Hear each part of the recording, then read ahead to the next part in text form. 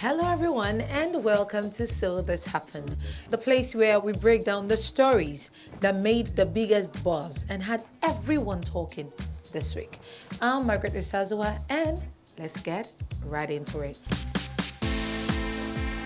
Now guys, Trump had once alleged that there were moves to Islamize the country. Now at the time, many heads turned, opinions flew, and the claim was widely dismissed as exaggerated, even alarmist. But fast forward to recent events and many Nigerians are beginning to revisit that statement with unease, especially in light of what has unfolded across several vulnerable communities.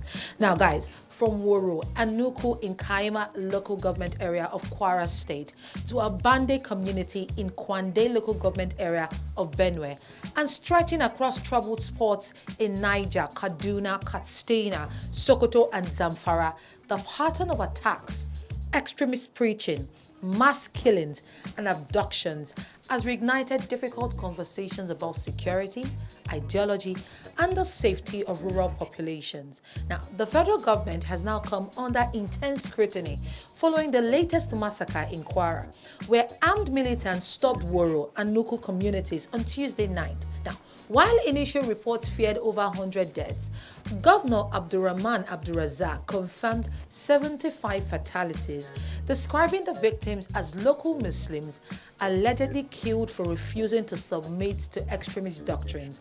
Now, the attackers are believed to be members of Lakurawa, a group linked to Islamic State Sahel Province, who had reportedly moved through border communities, preaching the abandonment of Nigeria's constitution in favor of strict Islamic law. So, when resistance came, of course, violence followed. Now, addressing residents at the palace of the Emir of Kaima, the governor said the victims were local Muslims who were murdered for refusing to submit to extremist teachings. He added that President Bola Ahmed Tinubu had approved the immediate deployment of an army battalion to the area under a military operation known as Operation Savannah Shield. Now, as of the time of filming this, the Red Cross confirmed 162 deaths in Kwara massacre. And guess what? Kwara was not alone. In Benue, bandits struck the abandoned community on a busy market day, killing residents, including a police officer, looting stores, and setting parts of the market ablaze. Now, across the North Central and the Northwest regions, within just 4 weeks, hundreds have been killed and abducted, from church worshippers in Kaduna to traders in Niger State and families along rural highways. Now, survivors' accounts are harrowing. Children shot, families torn apart, people climbing trees to escape death. I'm talking about an entire community displaced overnight. Now, security forces have since been deployed with military operations launched to counter the offensives. Political leaders, lawmakers, and stakeholders have condemned the attacks, calling for stronger federal intervention and border security enforcement. But really, guys, beyond these numbers, statements, and deployments, the question I'm about to ask now must be asked.